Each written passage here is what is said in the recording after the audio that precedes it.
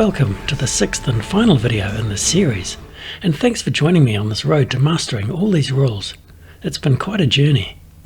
In this video we're going to take a brief look at some of the new rules introduced for the two major expansions, Apocalypse and Awakenings. As with previous videos, I'm not going to cover every single rule, but rather I'll try to provide a good foundation from which you can explore the expansions on your own. Indeed, many of the expansion mechanics are intended to be discovered and explored as you play. For example, I consider the new terrain types, Palisade, Obsidian Spikes and Maelstrom Field, to be more enjoyable when they're discovered mid-campaign. Wait, did I say enjoyable? I meant horrible. You'll hate them. The point is, I won't be covering them here. I will be providing gameplay examples, but in order to keep this video succinct, I won't be playing one continuous scenario, like in earlier videos. For the Apocalypse expansion, rules have been incorporated with the Interactions book, and for the Awakenings expansion, they're in the Adventure book. In this particular video, if I say the Rulebook, then I'm referring to either one of these books. The good news is that most of the new rules and updated rules are the same for both campaigns, so almost all of this video will be appropriate for either one, though we'll take a look at some differences between the two expansions at the very end of this video. Conveniently, the Conditions, Keywords and Terms dictionary combines both the old and new keywords, so it effectively replaces the one in the core rulebook. The rulebook admits the list is huge, but again, you have no need to memorize them. This material is meant to be used as a dictionary whenever an unfamiliar keyword appears in your game. Most sections in the rulebook contain both a heading and, in brackets, an indication of how the section relates to the core rules. For example, some sections provide clarifications to the core rules, some are updates or changes, and others present entirely new mechanics. The good news is that I've actually been incorporating the updated rules and terminology throughout this video series, so now we can just focus on new rules. It's still a good idea to read the expansion rules all the way through, but you shouldn't encounter any surprises when it comes to clarifications and updates. But if you've only ever played by the core rules, then you'll be used to doing things the old way, and it might be easy to overlook some of the updates in the heat of battle. Old habits die hard. If that sounds like you, then keep an eye out for changes to the cleanse effect and minor action rules in particular. And don't forget that you only get one free minor action per turn. If you want to perform more than one minor action, you'll have to pay for it. Although I've covered those topics already, there's one rule update which I haven't yet discussed. In the original rules, if heroes wanted to exchange items in their bags, they had to be adjacent to one another, and it was considered a minor action. But in the expansions, exchanging bag items is now free. It's no longer a minor action, and it can be done at any range. But it must be on one of the hero's turns. And, as before, you can't exchange equipped items. You'll need to move it to your bag first. And you can only do that if it's not blocked with a cube. Now let's take a look at setting up components for the new campaign. There's a guide to which components you will and won't use from the core box, and this works pretty much as you'd expect. But let's take a closer look at the deck of chest cards, which needs to be updated. The original chest deck from the Age of Darkness campaign contains 20 cards, 2 epic rare items, 9 potions and 9 scrolls of varying rarity. Before starting an expansion campaign, you must replace the 2 epic rare items with the ones from the expansion campaign. Each expansion has its own 2 replacement cards, named Artisan's Tools and Treasure Trove. These 2 cards are the only mandatory replacements, but you'd be crazy not to introduce at least some of the other new cards. Just be sure that you replace cards on a one-to-one basis, so that the deck always has 20 cards of the same types and quantities as the original deck. For example, if I wanted to introduce this card from the Apocalypse expansion, it would need to replace one of the rare scrolls which is already in the deck. The Awakenings expansion actually contains 20 new chest cards altogether, so you could replace the entire deck with those if you wanted to. Of course, we're very familiar with interaction tokens, which take you to a specific page of the interactions book, and they typically only allow 1 or 2 interactions with the same feature. These are called charged interaction tokens because they hold a number of charges. And of course, in the interactions book, you can't make the same choice more than once.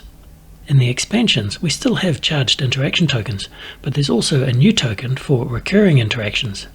These don't run out of charges, and unless you're told otherwise, you can interact with these tokens as many times as you like. You can even make the same choice in the interactions book multiple times. But in practice, the game will often tell you when certain choices or resolutions become unavailable. And you may also be told to remove the token from the board. Another significant new game mechanic is the interrupt effect. Interrupts are very close cousins to reactions in that they give heroes an opportunity to respond to monster attacks. In fact, interrupts and reactions are so closely related that your hero can't use both of them against the same attack. You must choose between them. The main difference between an interrupt and a reaction is that the interrupt happens sooner. The rulebook describes them as faster than reactions. For example, we're already familiar with the way reactions occur after shield tokens have been removed from the target. In contrast, interrupts happen before shield tokens are considered. Let's see some examples. Suppose the skeleton archer has just moved and is about to perform his multi-shot attack, targeting both Andreas and Maya. Of course, this will generate two simultaneous threats. This is a good moment to point out another difference between interrupts and reactions. As you already know from playing the base game, each hero may perform up to one reaction per threat.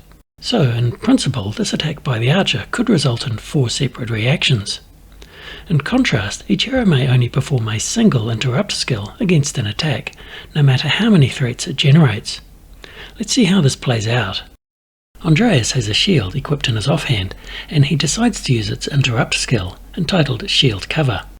He could target either himself or Maya with this, and he chooses to target Maya. He's not adjacent to Maya, so he'll need to use a red action cube. That provides Prevent 4, and also, optionally, the Cover keyword. Cover is one of many new keywords in the expansions, and it will redirect an attack against the hero who performs it. So Andreas is now the target of both threats from the archer. Yikes. As mentioned, if you decide to use an interrupt ability, then that will be your only response to the entire attack. Andreas won't be able to use any other interrupts or any reaction skills for the rest of this attack. Because of the interrupt icon, the Prevent 4 happens before we remove any shield tokens. And since this particular archer only has a base damage of 3, the Prevent is able to completely deflect the first threat without removing any shield tokens. For the second threat, he loses his shield token, which reduces the incoming damage to only 2. And Maya decides to target Andreas with this reaction, which reduces the damage to 0. Which means that the attack is over and Andreas suffered no damage, or collateral damage. By the way, there's another keyword, Protect, which is quite similar to Cover. If you protect an ally, you become the target of the monster's attack, instead of them. Protect is a bit less versatile though, because you need to be adjacent to the ally, and you can't use it at all if you were already one of the targets. For our next example, let's suppose that Andreas the Necromancer is about to be attacked by Rotten Flesh. Rotten Flesh has a melee attack against a single target, so he moves to be adjacent to Andreas. And because he's standing on darkness, he'll get +2 damage to his attack, or 7 altogether. But just before Rotten Flesh is able to begin his attack, Andreas performs the Sacrifice skill on his hero board. It's an interrupt skill with unlimited range, and it targets a Draugr. Draugrs are undead beings which necromancers can raise when a monster is killed. Without wanting to go into too much detail, Draugrs are treated as pets, and their behaviour is described in various places. The important thing right now is that there is a Draugr on the board whom Andreas can target. The Sacrifice skill says that the Draugr will cover you, so as we've already seen, the Draugr becomes the target of the attack instead of Andreas. And the Swap with You effect causes Andreas and the Draugr to swap places. The swap keyword is pretty cool, and sometimes it may allow you to swap other kinds of objects, provided they're movable. So now the Draugr is about to take 7 points of damage, which is not good news for him, since pets only have 1 point of health. Of course, some other hero could try to save him with a reaction, if they wanted to. But something tells me he's just not that popular.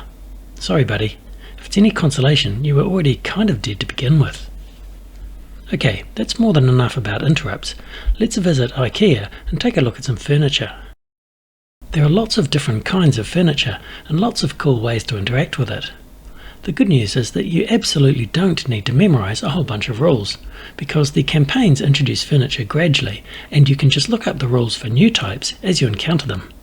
In fact, the rulebook points out that you don't have to interact with furniture at all, particularly if you find the rules overwhelming.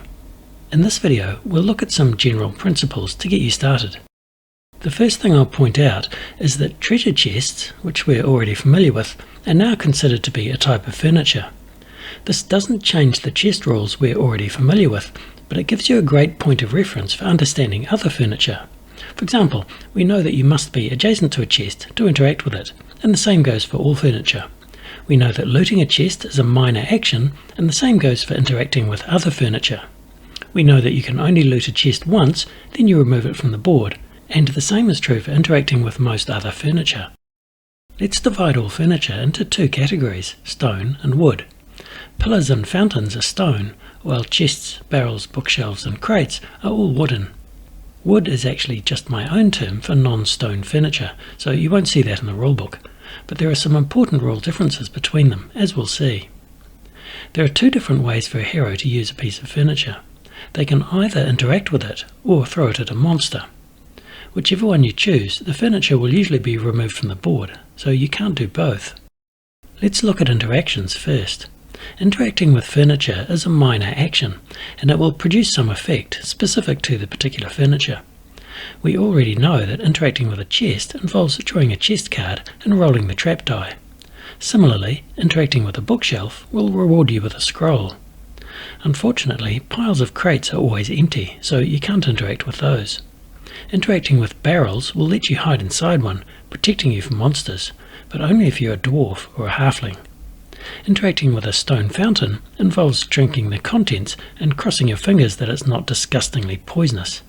And finally, stone pillars aren't terribly exciting, so other than carving your initials there, you can't interact with them. The other thing you can do with most furniture is throw it at an enemy and hopefully do some damage. This is also treated as a minor action.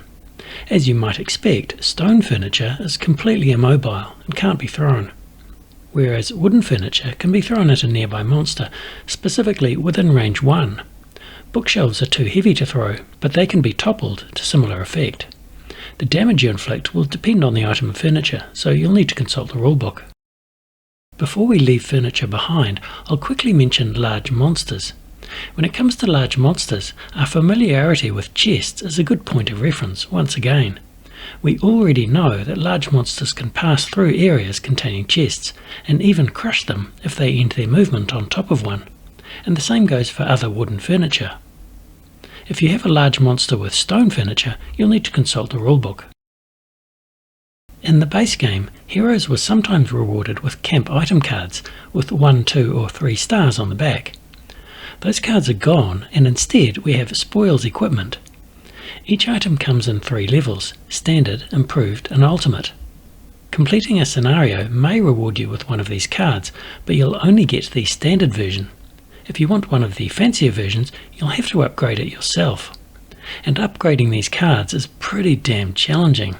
For a start, you'll need to discard the Artisan's Tool card, and there's only one of those hiding somewhere in the deck of chest cards. And you'll be forced to permanently sacrifice some other equipment card. And, I'm not kidding, it must be something nice, like a weapon or trinket, not some crappy starting gear or consumable item. So, good luck with that.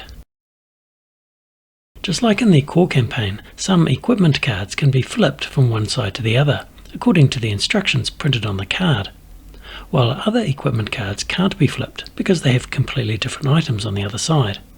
This is nothing new. But brand new to the expansions, you'll also find some equipment cards with the keyword versatile printed on the right side. You can flip these back and forth using a minor action. The only limitation to keep in mind is that you can't flip a versatile card while it's holding an action cube. Also note that this particular card changes between a primary weapon and an offhand tool when flipped. From the core game, you'll already be familiar with both pets and companions. In a nutshell, pets activate immediately after their master, and they have only 1 health point, so they're dismissed if they take any damage. Companions are very similar, but instead of 1 health point, they have a sturdiness value, so they're a bit more robust than pets. And unlike pets, you're not limited to 1 per master. The expansions still include pets and companions, but they also add followers and cohorts to the roster. This may sound like a lot of different NPC types, but fortunately they're very similar. In fact, the only difference between a follower and a cohort is that followers persist from one scenario to the next, assuming they survive that long. So you should write their names on the companion sheet. The new twist for followers and cohorts is that their card goes on the initiative track, and when they activate, they're controlled by the party leader. But apart from that, they really do behave the same way as companions, which you're already familiar with. The expansion rulebook provides a nice reminder of those rules. Now, let's take a quick look at some features which are specific to the Apocalypse expansion. Legacy skill cards are unique to this campaign, and you'll be granted them as rewards for your progress. And the particular cards you're given may reflect the choices you've made or the outcomes of a battle. In the rulebook you can read about the 4 categories of these cards: Perseverance, Tragedy, Doom, and Heroism. You don't really need to worry about legacy skill cards until the campaign grants you one, but here's a quick preview anyway. These cards can be placed alongside your dungeon roll cards to offer even more options in battle, or to hold curse cubes and trauma cubes. Outside of battle, they belong to the entire party, and you can distribute them amongst the heroes however you like during each camp phase. But there is a maximum of 2 cards per hero. From the core game, you'll already be familiar with skill upgrades. Each upgrade grants you a new skill, either from a hero skill card or a dungeon roll card, and you gain a new action cube. The Apocalypse expansion continues this tradition, but with an added step. Each time you obtain a skill upgrade, you'll also upgrade one of the starting skills printed on your hero board. To do that, place one of these upgrade tiles on a starting skill of your choice, but be sure to check the back of the tile. Obviously, this tile can only replace a melee skill, and only if the player has the Path of Strength. Also remember that passive skills can never be replaced. There are some new monsters in town, and they're called Sower Cultists. If present on the board, they act as darkness spawn points. In fact, they replace the spawn icons printed on map tiles. Just be careful not to get them mixed up with Shadow Cultists, because they look the same and even use the same miniatures. The Apocalypse rulebook also has an extensive section describing the combat behaviour of each of the 4 horsemen, and various other monstrosities. Those are outside the scope of this video, and in my opinion they're best left until you encounter each adversary. Just don't forget that they're there. The Awakenings campaign has far fewer campaign-specific rules than Apocalypse, at least at the start. That's partly because you'll be taking on the roles of 4 relatively inexperienced heroes. So if you're intimidated by the complexities of Apocalypse, then Awakenings might provide a more gentle entry point. And of course, chronologically, the story takes place first, even before the core campaign. In fact, if you're ever feeling intimidated, you might want to check out page 30 of the Awakenings rulebook, which presents some mechanical tweaks for more casual players, or anyone who's getting pummeled too often. The advice that really appealed to me is concerning rewards you select. When you're choosing some sort of upgrade, such as a new skill or ability, or even an equipable item, you probably haven't tried it yet, and you may not make the best choice. It's pretty ridiculous to be hamstrung by an ill-informed selection. I mean, if I really wanted to suffer all the consequences of my bad decisions, I'd probably be playing real life instead of a board game. And on that philosophical note, it's time to wrap up this video. Thanks for watching, and all the best with forging your own path and creating your own story in the Chronicles of Drunagor.